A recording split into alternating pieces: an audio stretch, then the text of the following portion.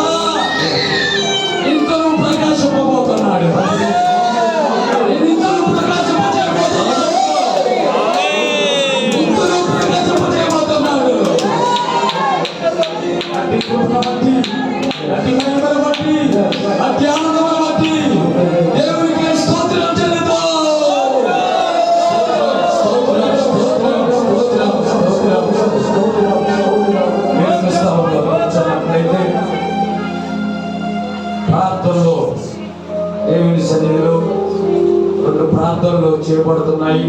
సేవకులు రాబోతున్నాగా ప్రభా నాతో మీరు మాట్లాడండి. వారందరూ దేవుని యొక్క ఆత్మతో అందరూ ప్రార్థన చేసుకోండి. అందరూ దేవుని మహిమతో, దేవుని యొక్క శక్తితో, దేవుని యొక్క కృపతో ప్రభా ఇంతవరకు ఈ 2 రోజుల్లో ఎంతగానో ప్రేమించి, ఆదరించి, బలపరిచి, సేద తీర్చి ఈ శక్తిని మా మధ్యలో గొప్ప కార్యాలతో ఇంకనూ ఇచ్చినందుకు స్తోత్రాలు. ఈ 3వ రోజు ఉదయకాలం జరుగుతున్న ఈ గొప్ప ఆరాధన బట్టి మాలో ఒక ప్రకాశింపజేసే శక్తిని నింపినందుకు స్తోత్రాలు. దాసులు ఒక ఉన్నతమైన శక్తి ద్వారా మాతో మాట్లాడుకు దూర ప్రాంతం నుంచి మీరు నడిపించిన గొప్ప కార్యమును బట్టి ఈ పాదములకి స్తోత్రములు ప్రభా. ఇంకను ఈ 3వ రోజు ఉదయకాలమున మాతో నీ వాక్కులు మాట్లాడుకు పరలోకం నుంచి నీ ఆత్మ దర్శించి, నీ కృపను దర్శించి అయ్యా నాతో మాట్లాడుకు సహాయములు దయచేయమని అందరూ ప్రభు సన్నిధిలో ప్రార్థనపూర్వకంగా ప్రార్థనాత్మతో నింపబడదా. దేవుని యొక్క సన్నిధిని బట్టి మీలో ఉన్నతమైన శక్తి ద్వారా ప్రభు ప్రేరేపించబడ్డవారు మీలో చిన్న ప్రార్థన చేయగలరని, వాక్య నిమిత్తం ప్రేరేపడగలవారు వాక్య నిమిత్తం ప్రార్థన చేయగలరని ప్రభు పేరిట తెలియజేస్తున్నాను. మహోన్నతుడైన దేవా, మీకు వందనాలు, స్తుతులు, స్తోత్రాలు నాయన. ఈ సువార్త స్వస్థత మహాసభలు 3వ దినమున పగటి కాల సమయంలో నా ప్రభువా ఎప్పటి వరకు పాటల ద్వారా, ఆరాధన ద్వారా నాయన ఈ నామాన్ని గణపరిచిన దానం కొరకు నీకు స్తోత్రాలు దేవా. ఆరాధన మా మధ్య బహుబలముగా దిగి వచ్చిన దేవా, నీకు వందనాలు, స్తోత్రాలు చెల్లిస్తున్నాం. పరిశుద్ధాత్మ దేవుడా, ఈ ఉదయకాల సమయంలో మాతో సూటిగా తేటగా మాట్లాడమని నీ పాదములు పట్టుకుంటున్నాం ప్రభా. నీ సాగుని పక్షం నిలబడుతుండగా యథార్థ అభిషేకంతో నింపి ఆయన సియోను నుంచి ఆయన వర్తమానం మీరు మాకు అందించండి దేవునికి స్తోత్రాలు. వాక్యాన్ని విని ప్రతి ఒక్కరు తెప్పరిల్లినట్లుగా దేవా నీ రాకడ సిద్ధపరచబడినట్లుగా కృపను అనుగ్రహించమని, ప్రతి విధమైన నిద్రముద్ర తొలగించి మీరు మాత్రమే ఆదరించి బలపరిచి స్థిరపరచు, నీ రాకడకు నీ రాజ్యానికి సిద్ధపరచమని యేసు నామములో ప్రార్థిస్తున్నాం తండ్రి. ఆమేన్. ఆమేన్. హల్లెలూయా. హల్లెలూయా. మరొకరు సహోదరుని నుంచి, సిస్టర్స్ నుంచి ఒకరు ప్రేరేపణ గల వారు వాక్య నిమిత్తం ప్రార్థించగలరు. హల్లెలూయా. హల్లెలూయా. హల్లెలూయా. హల్లెలూయా. హల్లెలూయా. పరిశుద్ధుడా, పరిశుద్ధుడా, పరిశుద్ధుడా, పరిశుద్ధుడా, రేషం కలిగిన వాడా, శక్తి కలిగిన వాడా, బలము కలిగిన వాడా, ప్రభావము కలిగిన వాడా, రాజుతో మాట్లాడితే రాజు కేకలేస్తాడని మాట్లాడుతున్న దైవజనుడా, ఓ యాజకుడా, ప్రధాన యాజకుడా, పరిపూర్ణుడా, బలవంతుడా, శక్తివంతుడా, పరలోకమందున్న దేవా, నిన్ననేది ఏక రీతిగున్న దేవా, అరణ్యంలో నీటి ఊటలను ప్రవహింపచేసిన దేవుడా, మా దేవుడు సజీవుడు, నిన్నవరికి ఘనత మహిమ ప్రభువులు పొందుకోమని యేసయ్య పరిశుద్ధ నామములో పెట్టుకుంటున్నాను పరమతండ్రి. ఆమేన్. మరొకరు ప్రేరేపణ గలవారు, మరొకరు ఆసక్తిగా ప్రార్థించగలరు. మహాపరిశుద్ధుడా, ప్రేమగల తండ్రి, స్తోత్రాలు ప్రభా. ఈ మోగదినైనా మీరు మాట్లాడుకుంటా సంఘానికి కావాల్సిన ఉపదేశాన్ని మరి మీ దాసులకునైనా మీరు బయలుపరిచి ప్రత్యక్షత అనుగ్రహించి ప్రభా. 2 రాత్రులు 2 పగళ్ళునైనా ఈ దినం 3వ ప్రభా ఈ యొక్క బైబిల్ స్టడీ ద్వారా మీరు మాట్లాడి దర్శించండి నాయన. ఈ దీప స్తంభాలలో సంచరించేవాడా, మా మధ్యలో మీరు సంచరించి సంఘానికి కావాల్సిన ఉపదేశం మీరు బయలుపరిచినందుకు స్తోత్రాలు, వందనాలు ప్రభా. ఈ దినం కూడా నాయన మీ దివ్య ప్రత్యక్షత ఏందో ప్రభా, మీ ఆలోచన ఏందో, మీ సంకల్పం ఏందో నాయన మీరు బయలుపరిచి మీ దాసులో మిమ్మల్ని మీరు మహిమపరుచుకుని మీరు మాట్లాడిన మధ్యలో ఉన్నందుకు స్తోత్రాలు, వందనాలు ప్రభా. పేరు వచ్చిన వారిని ప్రభా ఆత్మస్థమైన ఆశీర్వాదంతో ఒక నూతన ప్రత్యక్షతో ఒక వినూతనమైన ప్రభునైనా ట్రాన్స్ఫర్ చెందిన వాడే ప్రభా, మహిమను పొందుకుని ప్రభా నీకు స్తోత్రాలు తండ్రి. అనేకులు ప్రభులైనా గ్రహించడానికి ప్రభా, అనేకులు ప్రభా ఈ పరిశుద్ధాత్మతోనైనా అభిషేకించి అనాయింట్మెంట్ చేసి ప్రభా మీ అన్వర్లో, మీ కంట్రోల్లో, మీ పద్ధతిలో ప్రభా, మీ సన్నిధానంలో ప్రభునైనా ఒక వినూత్నమైన ఆత్మతో మీరు నింపింది ప్రభా నీకు స్తోత్రం తండ్రి. వచ్చిన వారందరినీ ప్రభా మరొకసారి ప్రభా పేరు పేరు దీవించి ఆశీర్వదించి అయ్యా ఈ ప్రారంభం చివరి వరకు నాయన ఇంకా సాయంత్రం జరుగుతున్నాయి ప్రభా ఓపెన్ మీటింగ్ అనేకులు ప్రభా ఈ నుంచి పిలుచుకురండి, ఎవరైనా తోడుకురండి ప్రభా నీకు స్తోత్రాలు. అయ్యా నీకు మహిమ గణత ప్రభావాలు తెలుస్తూ యేసు పరిశుద్ధ నామమున అడుగుతున్నాము తండ్రి. Praise the Lord.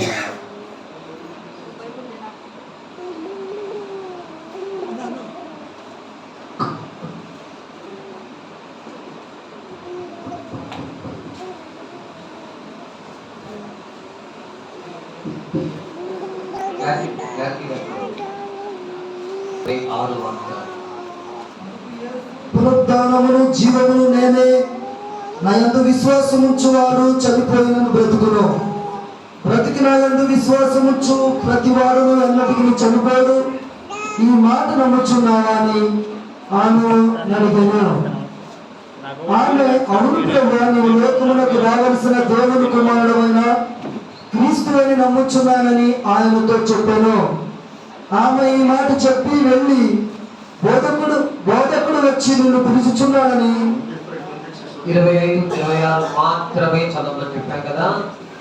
यीशु ने उससे कहा, पुनरुत्थान और जीवन में ही हूँ, जो कोई मुझ पर विश्वास करता है वह यदि मर भी जाए तो भी जिएगा, और जो कोई जीविता है अब मुझ पर विश्वास करता है वह अनंत काल तक ना मरेगा.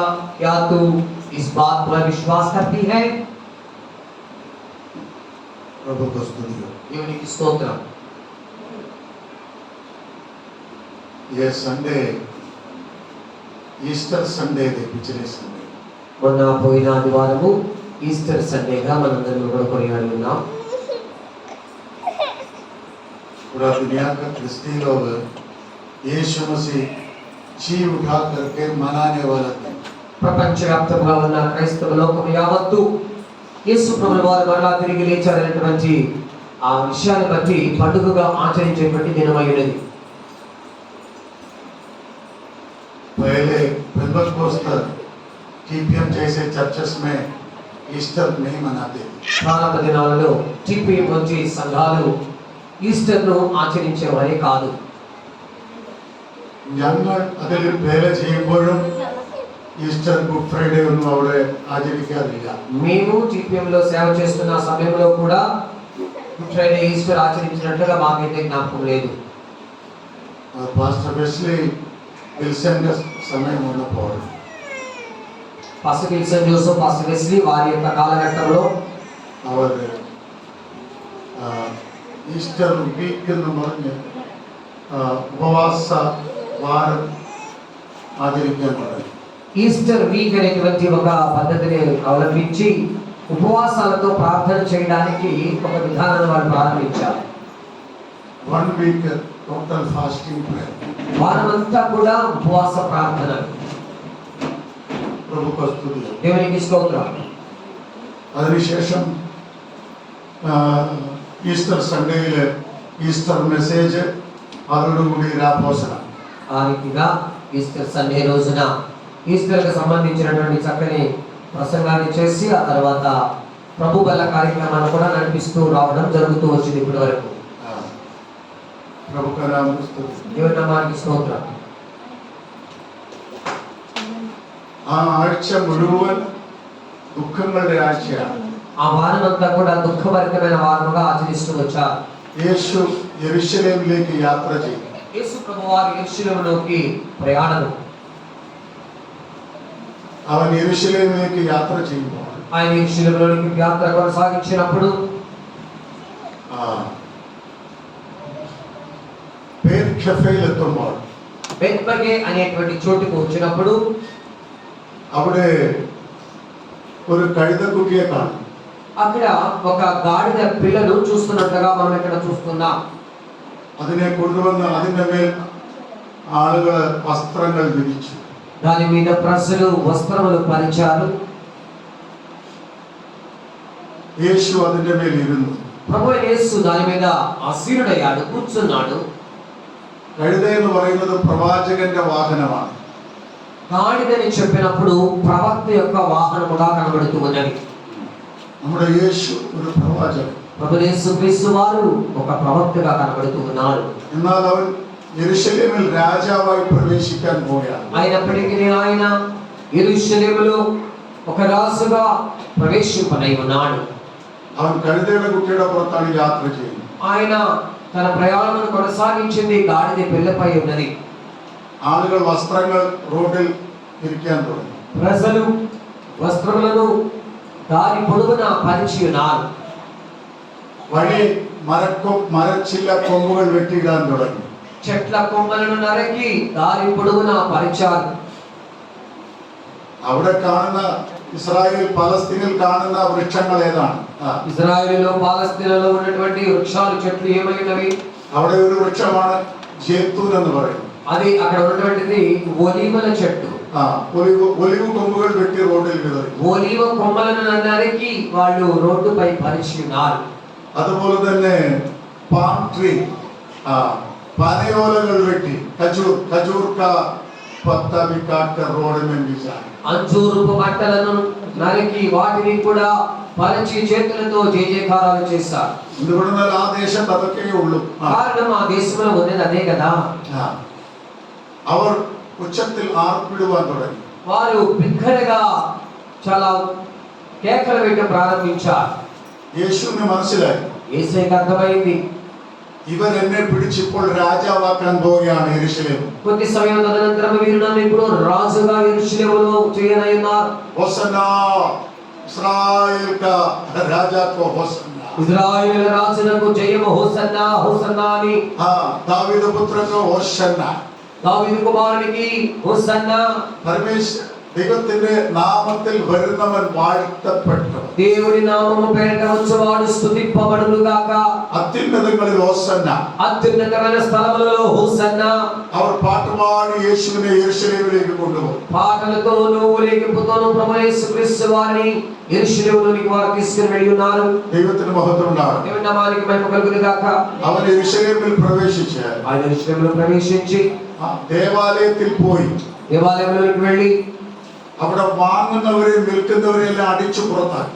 క్రయ విక్రయములు చేయించున్న వారిని మొత్తాన్ని బయటికి త్రోసివేశాడు. ദൈവത്തിന്റെ ആലയത്തിൽ ബാങ്ക് ബിസിനസ്സാണ്. దేవుని యొక్క ఆలయంలో రోగులు మార్చే అనుభవం అక్కడ వ్యాపారం కనబడి ఉన్నది. അവിടെ വട്ടിപ്പലിശയ്ക്ക് പണം കൊടുക്കുന്ന ബിസിനസ്സാണ്. వడ్డీ వ్యాపారం అక్కడ జరిగింపబడి ఉన్నది. അവിടെ കന്നുകാലികളെയും പ്രാവിനെയും ആട്ടിൻകുട്ടിയെയും വിൽക്കുകയാണ്. అక్కడ ఎద్దులను, గొర్రెలను, పావురములను అమ్ముతూ ఉన్నారు. యేసు ഒരു വടി ഉണ്ടാക്കി. యేసయ్య ఒక కొరడాను తాళ్లతో చేశాడు. എല്ലാവരെയും അടിച്ചു പുറത്താക്കി. అందరిని కొట్టడానికి చేతిలో పట్టుకుని బయటికి త్రోసివేశాడు. പണം വ്യാജന് കൊടുക്കുന്നവരുടെ മേശകളെ മറിച്ചിട്ട് రోగుల మార్చు వారి యొక్క బల్లలను ఆయన తలక్రిందులుగా త్రోసివేశాడు. അങ്ങനെയെല്ലാം അവൻ ചെയ്തു. ఈ రీతిగా ఆయన చేసి ఉన్నాడు. എന്നിട്ട് അവൻ പറയുകയുണ്ടായി, ఆయన ఈ రీతిగా చెప్పాడు, എന്റെ ആലയം സകല ജാതികൾക്കും പ്രാർത്ഥനാലയം. నా తండ్రి యొక్క మందిరము సమస్త జనులకు ప్రార్థనా మందిరం అని పిలువబడును. ദൈവത്തിന് സ്തോത്രം. దేవుని నామానికి స్తోత్రం. എന്നാൽ നിങ്ങളോ അതിനെ കള്ളന്മാരുടെ ഗുഹയാക്കി തീർന്നു. అయితే మీరైతే దానిని దొంగల గుహగా మార్చి ఉన్నారు. ദൈവത്തിന് സ്തോത്രം. దేవునికి స్తోత్రం. വ്യാഴാഴ്ചയാണ് രാത്രിയിൽ അവൻ പെസഹ ആചരിച്ചത്. గురువారం రాత్రి పస్కా ఆచరించి ఉన్నాడు. పస్కా വ്യാഴാഴ്ച രാത്രി గురువారం రాత్రి വിരിച്ചൊരുക്കിയ മാളിക മുറിയിൽ പോയി అక్కడ ఉన్నటువంటి సిద్ధపరిచినటువంటి ఒక మేడ గది పైకి వెళ్ళి ఉన్నారు. അവിടെ പെസഹ ഒരുക്കി. అక్కడ పస్కా సిద్ధపరచబడి ఉన్నది. ദൈവത്തിന് സ്തോത്രം. దేవుని నామానికి స్తోత్రం. അതിനുശേഷം ఆ తర్వాత ശിഷ്യന്മാരുമായിട്ട് శిష్యులతో പോയി അവൻ പെസഹ ആചരിച്ചു. ఆయన వెళ్ళి పస్కాను ఆచరించి ఉన్నాడు. അവൻ റൊട്ടിയെടുത്ത് വാഴ്ത്തി നുറുക്കി അവർക്ക് കൊടുത്തു. ఆయన రొట్టెను తీసుకొని కృతజ్ఞతాస్తుతులు చెల్లించి దానిని విరిచి వారికి పంచిపెట్టాడు. ഇത് എന്റെ ശരീരം, ఇది నా యొక్క శరీరము, ഇത് വാങ്ങി ഭക്ഷിപ്പിൻ. ఇది తీసుకొని మీరు భుజించుడి. നിങ്ങൾക്ക് വേണ്ടി തകർക്കപ്പെട്ട എന്റെ ശരീരം. మీ కొరకు విరవబడుచున్నటువంటి నా యొక్క శరీరము. അതിനുശേഷം അവൻ പാനപാത്രം എടുത്തു. భోజనం పిమ్మటానికి ఒక పాత్రను ఎత్తుకొని ഇതിൽ നിന്ന് കുടിപ്പി, దీనిలో నుంచి త్రాగుడి. ഇത് നിങ്ങൾക്ക് വേണ്ടി ഒഴുക്കപ്പെട്ട പുതിയ നിയമത്തിന്റെ മധ്യസ്ഥതയാകുന്ന രക്തം. మీ కొరకై చిందింపబడుచున్నటువంటి క్రొత్త నిబంధన వలనైన నా యొక్క రక్తమని సెలవిచ్చున్నాడు. നയ വാചാക്കാലഹു, ఇది నూతన నిబంధన రక్తము. ഇതിൽ നിന്ന് കുടിപ്പി എന്ന് പറഞ്ഞു. దీనిలో నుంచి త్రాగుడి అని సెలవిచ్చున్నాడు. അങ്ങനെ അവർ ഭക്ഷിച്ചു പാനം ചെയ്തു. ఈ రీతిగా వారు భుజించి పానము చేసి ఉన్నారు. അവർ സ്തോത്രം പാടി, వారు స్తుతి కీర్తన పాడి ఉన్నారు. പിന്നെ അവർ കിദ്രോൻ തോട് കടന്ന് ఆ తర్వాత కిద్రోను వాగు దాటి അവർ ഗത്ശമനയിലേക്ക് കടന്നുപോയി. వారు గెత్సేమనలోనికి వెళ్ళి ఉన్నారు. അവിടെ യേശുവിന്റെ വലിയ പരീക്ഷ ഉണ്ടായി. అక్కడే యేసుకు గొప్ప పరీక్ష వచ్చినది. ദൈവത്തിന് സ്തോത്രം. దేవునికి స్తోత్రం. അവൻ ഗത്ശമനയിൽ അവന്റെ രക്തമൊഴുക്കി പ്രാർത്ഥിച്ചു. ఆయన గెత్సేమనలో చెమట రక్తముగా కారేటట్లుగా ప్రార్థించి ఉన్నాడు. ദൈവത്തിന് മഹത്വം. నామానికి మహిమ కలుగును గాక. അവിടെ അവന്റെ ഹൃദയം ഉടഞ്ഞുപോയി. అక్కడ ఆయన హృదయము ప్రద్దలైన స్థితిలో కనబడి ఉన్నది. അവന്റെ രക്തം രോമകൂപങ്ങളിൽ കൂടെ തുള്ളികളായി വീഴാൻ തുടങ്ങി. ఆయన యొక్క చెమట రక్తము వలె ఈ శ్వేత రంధ్రాలలో నుంచి కారణం ప్రారంభమైంది. ഒരു മനുഷ്യന് ഹാർട്ട് അറ്റാക്ക് വരുമ്പോഴാണ് അവന്റെ രോമകൂപങ്ങളിൽ കൂടെ രക്തം ഒഴുകുന്നത്. ఒక వ్యక్తికి హార్ట్ అటాక్ వచ్చినప్పుడు మాత్రమే ఈ శరీరంలో ఉన్న వెంట్రుకల శ్వేత నాళాల్లో నుంచి రక్తం కూడా చెమటకలగా బయటకు వస్తూ ఉంటుంది. രക്തത്തുള്ളികളെ പോലെ അവന്റെ ശരീരത്തിലെ വിയർപ്പൊഴുകാൻ തുടങ്ങി. రక్త బిందువుల వలె ఆయన శరీరంలో నుంచి వచ్చినటువంటి ఆ చెమట కారణం మొదలైంది. അവന്റെ ഹാർട്ട് ഉടഞ്ഞുപോയി. ఆయన గుడ్డ ప్రద్దలైంది. എന്നാൽ യേശു മരിച്ചില്ല. అయినప్పటికీ యేసు మరణించలేదు. കാരണം എന്താണ്? కారణం ఏంటి? ദൈവം സ്വർഗ്ഗത്തിൽ നിന്ന് ഒരു ദൂതനെ അയച്ചു. దేవుడు పరలోకము నుండి ఒక దూతను పంపించినాడు. യേശുവിനെ ബലപ്പെടുത്തി. యేసును బలపరిచి അവിടെ അവനെ మరిക്കാൻ അനുവദിച്ചില്ല. అక్కడ ఆయన మరణించడానికి అనుమతించి ఉండలేదు. ദൈവത്തിന് സ്തോത്രം. പ്രിയമുള്ളവരെ, എന്താ സംഭവിച്ചത്? ఏం జరిగింది? ഗെത്ശമനയിൽ എന്താ നടന്നത്? గెత్సేమనలో ఏం జరిగినది? ലോകത്തിന്റെ പാപം യേശുവിന്റെ മേൽ പിതാവ് വെക്കുകയുണ്ടായി. సర్వలోక యొక్క పాప భారము యేసుపై మోపబడి ఉన్నది. എന്റെ 10,000 പാപങ്ങൾ യേശുവിന്റെ മേൽ വെച്ചു. నా 10,000 పాప భారం యేసుపై మోపబడి ఉన్నది. ഈ ബാബുവിന്റെ 1,00,000 പാപം യേശുവിന്റെ മേൽ വെച്ചു. ఈ బాబు యొక్క 1,00,000 కొలది పాపములు యేసుపై మోపబడి ఉన్నవి. നമ്മുടെ എലിസബത്തിന്റെ 100,000 പാപം യേശു തന്റെ ഹൃദയത്തിൽ വഹിച്ചു. ఎలిజబెత్ యొక్క 1,000 పాపములు యేసు తన హృదయంలో సహించాడు. മുഴുവൻ ലോകത്തിന്റെ പാപം അവന്റെ ഹൃദയത്തിൽ പിതാവ് വെച്ചപ്പോൾ సకల లోకము యొక్క పాపములను తండ్రి ఆయన హృదయంలో ఉంచినప్పుడు അവന്റെ ഹാർട്ട് ഫെയിൽ ആയിപ്പോയി. ఆయన యొక్క హృదయం ప్రద్దలైన స్థితిలో కనబడి ఉన్నది. അതുകൊണ്ടാണ് അവന്റെ രോമകൂപങ്ങളിലൂടെ രക്തം ഒഴുകിയത്. అందుకే ఆయన శ్వేతరంధ్రములో నుంచి రక్తము చెమటగా కాచబడి ఉన్నది. ഹാർട്ട് അറ്റാക്ക് വന്നാൽ ആളുകൾ മരിച്ചു പോകും. హార్ట్ అటాక్ వస్తే ప్రజలు చనిపోతారు. എന്നാൽ യേശു മരിച്ചില്ല. అయినప్పటికీ యేసు ప్రభువారు చనిపోలేదు. കാരണം എന്താണെന്നറിയാമോ? కారణం ఏంటో తెలుసా? ദൈവം സ്വർഗത്തിൽ നിന്ന് ഒരു ദൂതനെ അയച്ചു. దేవుడు పరలోకము నుండి ఒక దూతను పంపించినాడు. അവനെ ബലപ്പെടുത്തി. అతనిని బలపరిచింది దూత. വീണ്ടും അവൻ അന്ന കയ്യാഫാവ് പീലാത്തോസ് ഹേരോദാവിന്റെ അടുക്കലേക്ക് കടന്നുപോയി. ఆ తర్వాత ఆయన అన్న కైప పిలాతు హేరోదుల యొద్దకు న్యాయస్థానములకు తీసుకుని వెళ్ళబడి ఉన్నాడు. യേശു ഗെത്ശമനയിൽ മരിച്ചു പോയിരുന്നെങ്കിൽ యేసు ప్రభువారు ఒకవేళ గెత్సేమనలో మరణించి ఉన్నట్లయితే നിങ്ങൾക്ക് പാപത്തിൽ നിന്ന് മാത്രമേ വിടുതൽ ലഭിക്കുകയുള്ളായിരുന്നു. మీకు పాపముల నుంచి మాత్రమే విడుదల లభించి ఉండేది. എന്നാൽ അവനെ അവിടുന്ന് കൊണ്ടുപോയി. ఆయన అక్కడి నుంచి తీసుకుని వెళ్ళారు. അവൻ ശരീരത്തിൽ പീഡ അനുഭവിച്ചു. ఆయన శరీరములో శ్రమను సహించాడు.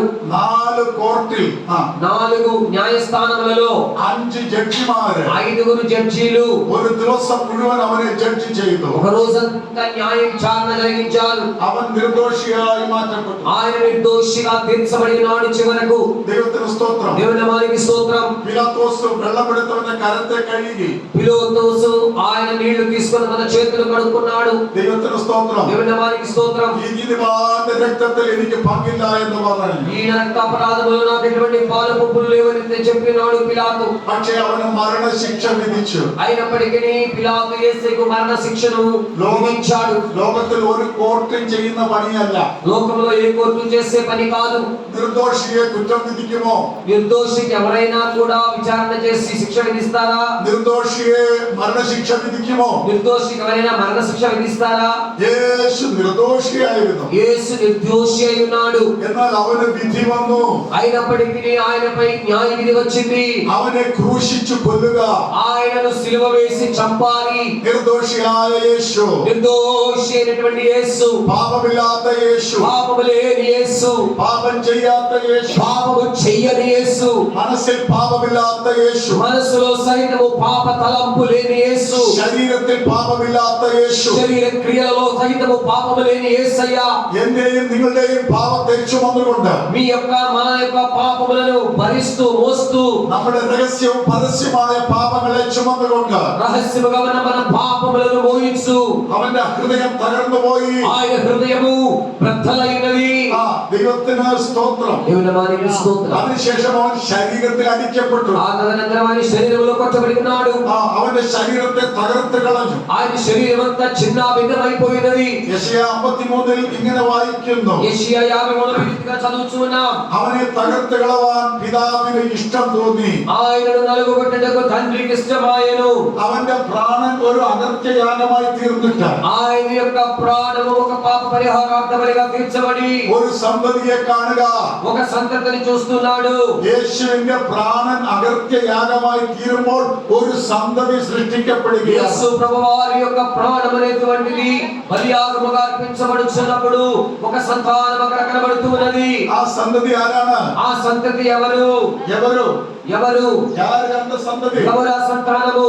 ഞാനും നിങ്ങളുമാണ് ആ സന്തതി. మీరు నేనే ఆ సంతానముగా కనబడుతూ ఉన్నాం. ന്യൂ ടെസ്റ്റമെന്റ് ചർച്ചാണ് ആ സന്തതി. నూతన నిబంధన సంఘమే ఆ సంతానమై ఉన్నది. അവന്റെ പ്രാണൻ അകർത്യയാഗമായി തീരുമ്പോൾ ఆయన యొక్క ప్రాణం అపరాధ పరిహారార్థ బలిగా చేయగా a new generation, ఒక నూతనమైనటువంటి ఒక తరము, a new generation నూతన తరము സൃഷ്ടിക്കപ്പെടുകയാണ്. నూతన తరము సృష్టింపబడుచున్నది. അതാണ് ന്യൂ ടെസ്റ്റമെന്റ് ചർച്ച്. అదే నూతన నిబంధన సంఘమై ఉన్నది. നൂതന യെരൂശലേമോ, నూతన